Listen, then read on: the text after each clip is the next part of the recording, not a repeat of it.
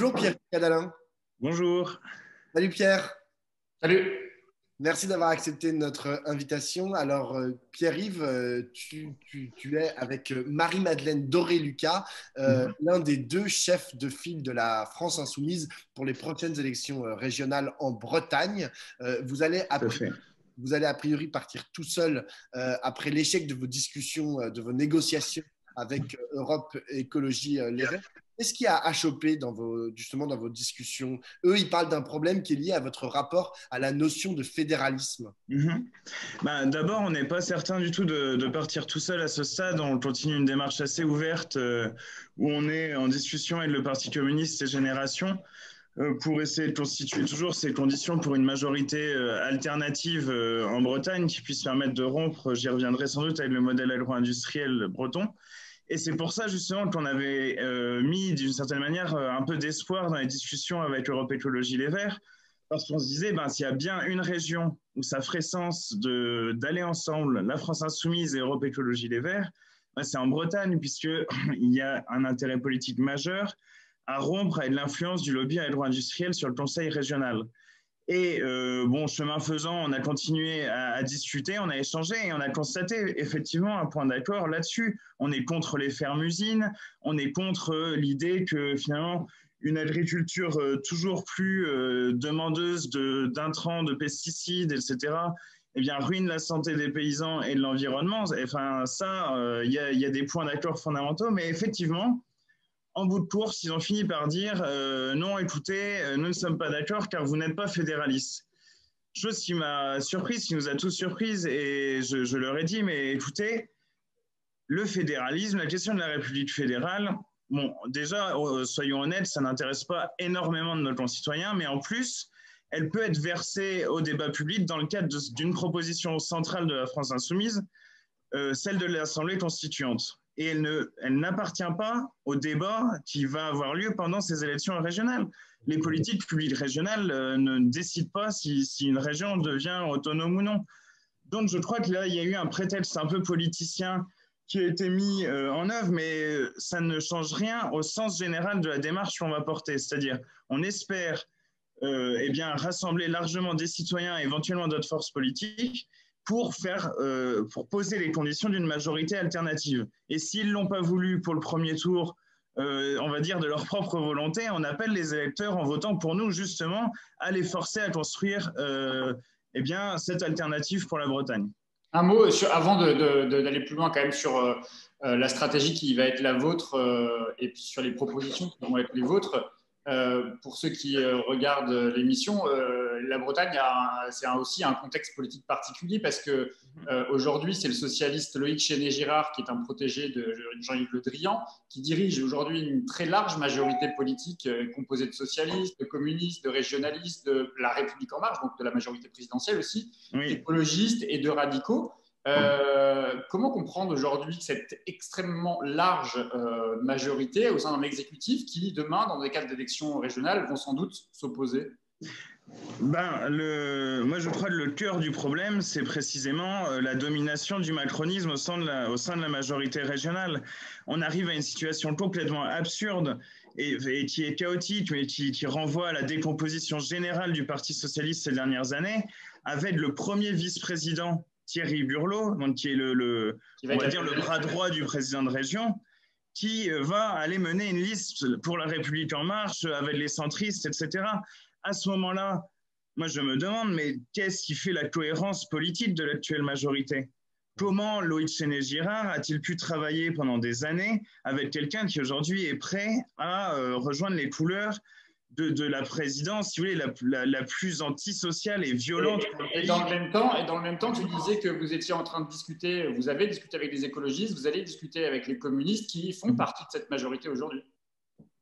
Les écologistes ne font pas partie de la majorité, ils n'ont pas d'élus, les ELV n'ont pas d'élus, parce que les écologistes, vous savez, nous aussi on est écologistes. Il y a des mouvements dits écologistes qui participent à l'exécutif régional, mais il y a aussi les communistes qui participent de la majorité régionale, vous discutez avec eux. Oui, voilà, là il y a des désaccords tactiques, parce que les communistes peuvent dire on a fait avancer des choses sur les transports, etc. Moi, j'invite tout le monde à bien réfléchir à ça, c'est que le Parti socialiste n'est plus du tout le centre de gravité, y compris pendant ce genre d'élections intermédiaires, pour penser la chose publique. Et donc, si on veut la penser de façon cohérente, eh bien, il faut y aller avec à l'esprit l'idée qu'il faut travailler sur un programme, et un programme du coup de rupture. Et le point de rupture en Bretagne, c'est l'agroalimentaire. C'est l'idée qu'on ne peut pas continuer avec ce modèle financé largement par les fonds publics, que ce soit de la région, de l'État ou de l'Union européenne. Donc, et là, je crois qu'il y a un axe transversal qui ne passe pas par le Parti socialiste. Parce que le Parti socialiste n'a cessé de soutenir ce modèle. En 2011, si vous voulez une image un peu frappante, en 2011, Jean-Yves Le Drian, président de région, arrive sur une plage où il y a des sangliers morts parce qu'ils sont morts intoxiqués par des algues vertes. Et il arrive, mais quasiment dans la journée, et dit circuler, il n'y a rien à voir. Et il n'y a aucun rapport avec les algues vertes. Si vous voulez, ce genre de personnes fonctionnent comme une sorte de service après-vente permanent du modèle agro-industriel. Donc là, il y a un point de rupture, il y a une ligne de clivage, et on invite à la fois ELV et à la fois les autres partenaires de gauche à comprendre bien que par où passe cette ligne.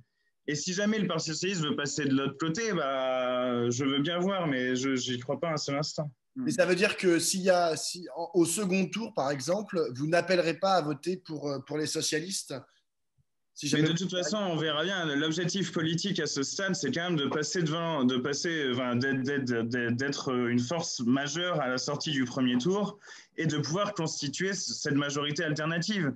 Je pense qu'il est possible aujourd'hui de finir devant le Parti socialiste si les communistes et Génération nous rejoignent, et d'aller gouverner la région avec ELV sur ce point de contenue-là.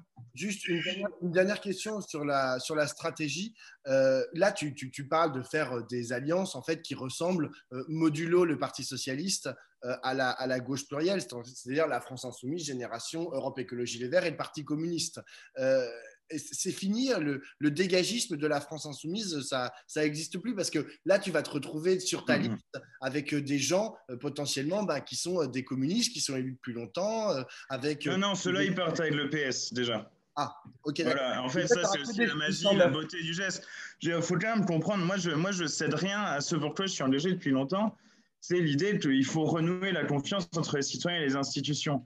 Et c'est clair que ce genre d'arrangement avec le président de région qui dit « je vais mettre des macronistes sur ma liste, mais je ne serai pas la liste macroniste », etc. Non seulement personne n'y comprend rien dans des élections qui, pour l'instant, n'intéressent pas grand monde de toute façon, mais ça ne fait qu'augmenter le dégoût. Donc ça, il est clair que pour réinstaurer le lien entre les citoyens et les institutions, il faut avoir des lignes programmatiques claires et savoir constituer des majorités cohérentes sur le plan politique, sur le fond. Ouais, c'est consternant parfois d'arriver dans une discussion et puis tout de suite, les gens ils commencent à te parler de « ah ben les postes, etc. » Moi, voilà, je ne suis pas habitué à ce genre de choses. Donc ça continue à me dégoûter, mais je pense qu'on peut constituer une alliance sur le fond. Et c'est aussi dans les circonstances particulières de cette élection régionale. C'est d'ailleurs quand même aberrant qu'Europe Écologie Les Verts mentionne un sujet de politique nationale, le fédéralisme, pour refuser une alliance régionale sur une lutte commune qu'on aurait pu engager à l'échelon de la région. Et j'espère qu'on engagera une fois le second tour passé. La Bretagne, elle est connue quand même pour être une terre de gauche, enfin une terre socialiste en tout cas. Elle a mis Mélenchon au second tour la dernière fois. Comment ? Elle a mis Jean-Luc Mélenchon au second tour la dernière fois. J'espère qu'elle le fera la prochaine aussi. Donc terre de gauche, mais en même temps, c'est aussi la région où Emmanuel Macron a fait un de ses meilleurs scores en 2017. C'est quoi l'héritage Le Drian dans cette région? Est-ce qu'il n'y a pas une partie de l'électorat qui est en train de basculer justement vers ce centre un peu étrange dans un moment où justement il y a une dispersion de la gauche? Non, moi je pense pas. Encore une fois, Jean-Luc Mélenchon était au second tour en Bretagne la dernière fois. Il y a une Bretagne rouge historiquement. Il y a une Bretagne qui a envie d'autre chose. Il y a encore une culture ouvrière qui reste forte à Brest, à Lorient, à Saint-Brieuc. Il y a dans le centre-Bretagne une volonté de construire un autre modèle. Des gens qui se battent, par exemple, sur le collectif pour faire une ligne Saint-Brieuc-Auray en train, en passant par Loudéac et Pontivy, sur des combats extrêmement concrets. Il y a une culture aussi du combat en Bretagne. Je veux dire, c'est des têtes dures aussi, les Bretons. Donc, il y a un peu les deux. Alors, c'est vrai que de toute façon, toute société, toute dynamique, toute région est traversée de contradictions, etc. Donc, ça existe en Bretagne comme ailleurs. Et voilà, en Bretagne, il y a pu avoir le club des Jacobins qui était fondé comme sans doute parmi les plus grands résistants, en tout cas opposants à la Révolution française. Donc, ces tensions-là, elles existent depuis longtemps. Alors, donc tout à l'heure, tu parlais, pour aller un peu sur le fond, tu disais que la chose la plus importante dans votre campagne, c'était la lutte contre le modèle agro-industriel qui prévaut aujourd'hui dans la région. Qu'est-ce que vous proposez à la place de ce modèle agro-industriel? Enfin, comment vous allez l'attaquer si vous prenez la tête de la région? Déjà, c'est clair qu'il ne faut pas non plus rêver. Ce n'est pas avec le budget de la région uniquement qu'on va pouvoir faire tomber le modèle agro-industriel, mais on peut changer la nature du rapport de force. Parce que la région aujourd'hui, comme je le disais tout à l'heure, que ce soit dans le cas de Sinutra, vous avez dû entendre parler de cette histoire avec l'usine de lait à destination de la Chine, mais ou avant cela, avec TI-Sapco ou avec la SICA du Léon, enfin ouais, à chaque fois, il y a de l'argent public en jeu. Triskalia, qui est devenu Reden, pareil, la région est entrée au capital dans quasiment toutes les grandes entreprises, les grandes coopératives, ils appellent ça, agricoles bretonnes, il y a souvent de l'argent public. Donc déjà, on commence par le retirer, parce que c'est invraisemblable d'avoir tant d'argent investi là-dedans. Et puis, on construit un autre modèle. Et je pense que pour construire un autre modèle, il y a une mesure centrale qu'on va poser dans le débat, c'est qu'il faut poser politiquement la question de la dette paysanne. Les paysans, il y en a plein qui sont en train de crever tellement ils sont endettés et ils ne peuvent pas en fait objectivement engager leur exploitation dans une transition précisément parce que les machines qu'ils ont achetées, les céréales qu'ils doivent prendre, etc. en permanence, tous les investissements liés à leur exploitation, eh bien, ne leur permettent pas d'envisager ça. Donc, on pose politiquement cette question de la dette paysanne, d'abord au niveau régional et ensuite, je pense que nous le ferons aussi au niveau national dans la campagne présidentielle. Mais on pose cette question. Et au niveau de la région, on peut tout à fait créer des mécanismes qui seraient des mécanismes d'annulation de la dette paysanne en contrepartie d'une transition écologique de l'exploitation. Ça, c'est des choses qui sont intéressantes. Il faut penser économiquement le problème de la transition agro-industrielle, enfin du modèle agro-industriel vers autre chose. Il faut penser à partir de l'intérêt des paysans, mais aussi des travailleurs de l'agroalimentaire. Car honnêtement, c'est quelque chose qui est trop absent du discours d'Europe Écologie Les Verts sur cette question, et c'est ça qui aurait d'ailleurs été peut-être intéressant. Attends, mais du coup, par exemple, la dette des agriculteurs pour acheter sans arrêt des nouvelles machines. Auprès des coopératives dans lesquelles la région parfois investit, il faut voir le truc. Qu'est-ce que vous en faites? Vous l'annulez? C'est possible d'annuler, c'est des dettes privées là. Oui, complètement. On peut mettre en place si tu veux, ça serait au niveau de la région, ce serait des mécanismes d'aide spécifiques qui viseraient à un remboursement de la dette. Mais ensuite, ce qu'il faut, c'est l'objectif politique à atteindre, c'est qu'il y ait une conférence sur la dette paysanne où on met toutes les parties autour de la table et on rééchelonne le truc, on restructure la dette. C'est-à-dire qu'il faut se fixer un horizon politique. Et sur le plan économique, il n'y a pas que la question de la dette. Il y a aussi la question de l'ubérisation, on va dire, des paysans à travers la dépendance aux coopératives. Comment on les sort de la dépendance aux coopératives? Et ça, la région, elle a un rôle aussi. On végétalise les repas, enfin on propose des repas végétariens dans les cantines bio fournis localement. Donc déjà, ça crée un choc de demande avec les lycées, parce que c'est une compétence de la région. Et d'ailleurs, on rend les repas gratuits pour les familles qui ont le plus de mal, parce qu'en ce moment, les gens galèrent sacrément. Mais donc, on crée ça. Et puis, d'un autre côté, des plateformes de distribution qui permettent en fait aux agriculteurs d'avoir accès à des marchés locaux. En gros, il faut réinternaliser, au moins au niveau français, l'agriculture bretonne. Parce que tout ce modèle absurde, il est construit à l'export. Il est construit pour aller, en gros, vendre du poulet au Moyen-Orient qui serait quasiment imbouffable en France vu les impératifs de qualité. Et ça ne marche pas comme modèle puisque ça doit être arrosé en permanence d'argent public. Tout à l'heure, je te posais la question de l'héritage justement du mandat, du début du mandat de Le Drian et surtout de son successeur. Vous insistez dans cette campagne sur les marginalisés de la vie politique. C'est les grands oubliés sans doute de cette mandature. Comment vous allez construire cette campagne et qui sont ces marginalisés de la vie politique? Comment ça va se concrétiser dans votre composition de liste, j'imagine, mais aussi dans le contenu de votre programme? Bah déjà, je dirais pas les marginalisés, je dirais surtout la majorité sociale du pays qui mérite une représentation politique. Et ça, en Bretagne comme ailleurs, quand on voit qu'il y a des villes où, au second tour des municipales, il y a 70% des gens qui ne sont pas allés voter, il va falloir construire une campagne autrement.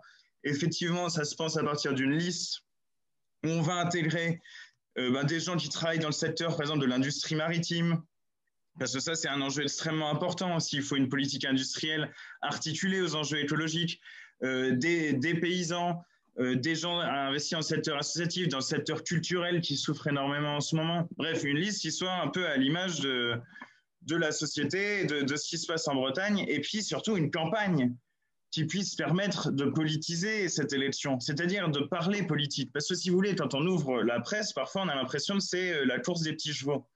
Et moi, j'ai toujours détesté ça. Et les gens autour de moi, et voilà, les insoumis aussi, on a toujours détesté ça. C'est quelque chose qui dégoûte les gens de la politique, qui fait un feuilleton permanent. Nous, on va en venir au fond et on va essayer d'organiser un grand tour de Bretagne en mai-juin pour aller à la rencontre un peu partout. Moi, j'irai à la rencontre des Bretonnes et des Bretons. Vraiment sur le terrain, quoi, pour permettre d'aller diffuser nos idées, de les discuter, de les mettre en discussion, et puis de présenter l'intérêt de mener cette lutte, de porter ces combats-là au niveau du Conseil régional. On a une dernière question, Pierre-Yves. Je sais que tu es aussi engagé dans le livret pour la transition vers la 6e République dans l'avenir en commun. Tout à fait, oui. De Jean-Luc Mélenchon, donc à la fois pour 2017, mais aussi pour 2022. Tout à l'heure, tu disais que oui, le sujet sur le fédéralisme, par exemple, ce que vous avez opposé les Verts, tu disais que ce n'était pas forcément d'actualité par rapport à la concrétude des problèmes auxquels étaient confrontés les Bretonnes et les Bretons. Est-ce que tu ne penses pas aussi que la 6e République, c'est un sujet qui est aussi un peu compliqué à aborder, même en période présidentielle, qu'il va être mis de côté par rapport aux urgences sanitaires, aux urgences sociales, aux urgences économiques, aux urgences environnementales? Mais tu vois, la manière dont on nous infantilise en ce moment, depuis un an, on a l'impression de regarder les trains passer, de ne plus admettre du tout de nos vies, etc. Quand même, il y a des raisons politiques à ça, et ça, tout le monde le comprend très bien. Les Gilets jaunes, quand ils sont venus dans les rues pour dire on est en gros une classe sociale complètement dévastée par les politiques économiques, ils ont fini par demander le référendum d'initiative citoyenne et dire qu'il faut faire sauter le verrou du pouvoir du président de la République. Eh bien, du coup, cette question-là, elle se pose, elle est absolument cruciale. Elle ne se pose pas dans le cadre des élections régionales, précisément parce que d'une certaine façon, à part changer de majorité, on ne peut pas y faire grand-chose. Mais dans le cadre de la présidentielle, on peut ouvrir un nouvel horizon politique avec cette constituante. On peut dire aux gens, réappropriez-vous le pouvoir. C'est le moment de le faire et surtout, réappropriez-vous le pouvoir par rapport aux intérêts économiques qui aujourd'hui le dominent. Parce que voilà, alors qu'il domine, et puis sur le plan sanitaire également. Parce que la démocratie sanitaire, on va bientôt faire une émission là-dessus avec Barbara Stidler. La question de la démocratie sanitaire, elle est absolument centrale. Donc toi, tu n'as pas peur que ça passe au second plan et que ça ne soit pas considéré comme une urgence par les Français? Non, les libertés civiles et politiques, entre la question de la loi sécurité globale, de l'expérimentation de la reconnaissance faciale, de tous ces dispositifs ultra invasifs sur nos vies privées, et le fait qu'on n'a aucun mot à dire, que les citoyens, ni les parlementaires, ni leurs représentants, personne, ni les corps intermédiaires, n'a quoi que ce soit à dire et à prendre, surtout n'est pas appelé à prendre part à la décision autour de la gestion de l'épidémie. Ça pose comme extrêmement centrale la question des institutions. Car le fait que Macron soit le seul à décider, que parfois, honnêtement, j'en suis arrivé à arrêter parfois d'écouter les infos le matin, la semaine où ils nous ont fait le coup de « Ah, le confinement va être très serré, ça va être pire que le premier », parce que ça m'a angoissé. Et honnêtement, je vous recommande de lire le bouquin de Barbara Stidler, là, de la démocratie en pandémie, parce que dans ce livre, ça m'a fait du bien. C'est un peu bête à dire, mais ça m'a fait du bien parce qu'il faut repolitiser les questions. C'est pas normal politiquement ce qu'on nous fait subir en ce moment. Évidemment qu'il faut lutter contre l'épidémie, mais on le fait dans des conditions foncièrement antidémocratiques. Donc cette question-là, elle va se poser en 2022 et puis on fera on va faire une sacrée campagne et je vous la promets, la constituante pour juillet 2022. Merci Pierre. Merci à toi, Pierre. Pas de souci, au revoir.